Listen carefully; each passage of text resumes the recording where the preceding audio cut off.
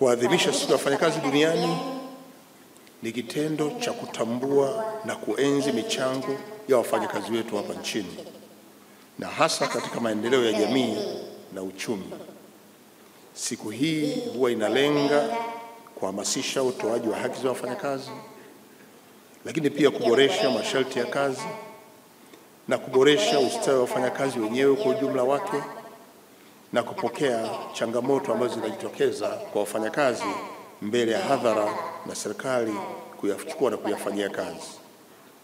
Mei Mosi pia ni fursa ya kuonesha mshikamano kati ya wafanyakazi na waajiri wao na kuhimiza usawa na haki katika maeneo ya kazi kote duniani.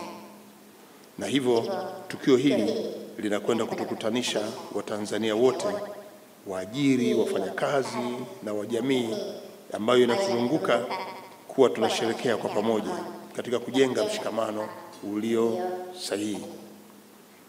Ndugu viongozi, wageni waalikwa, kwa umuhimu wa maadhimisho haya,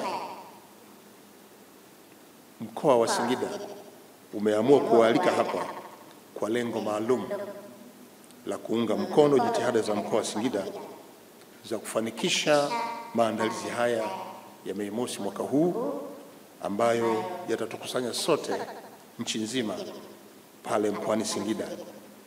Changizo letu la leo kwa ajili ya maadhimisho ya Mei Mosi mkoa wa Singida ni bilioni 1,620,000.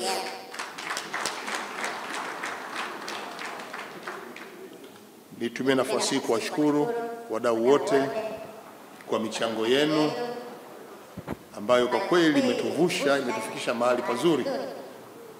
Tunaamini sasa mkoa utaongeza shughuli na kuongeza zawadi kama motisha kwa wale wote ambao watashiriki kwenye maadhimisho, kwenye maandalizi, na tumefikia malengo mara 2.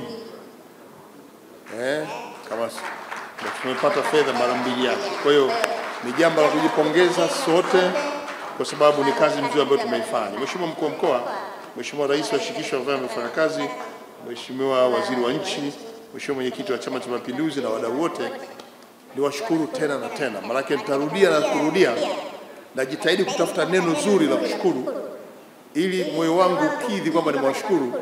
Bado sijalipata, lakini naenda kuwashukuru na washukuru sana.